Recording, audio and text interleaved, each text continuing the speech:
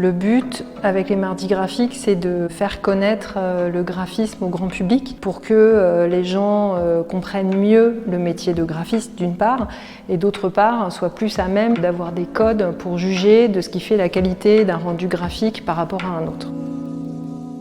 C'est des temps d'échange intéressants, d'échange d'expériences, de pratiques différentes. Ça permet de faire un panorama aussi à un instant T des courants, des mouvances en graphisme. Ça permet aussi, en tout cas pour moi, de prendre un petit peu de recul sur mon métier, de comprendre un peu mieux aussi ce que peut faire le graphiste, tout simplement. Et puis de poser un regard critique sur le graphisme aujourd'hui. On parle toujours d'identité visuelle et après on choisit un secteur différent. Alors ça peut être les startups, ça peut être l'identité visuelle de ville ou de communauté de communes, ça peut être l'identité visuelle de festival, ça peut être des lieux de culture.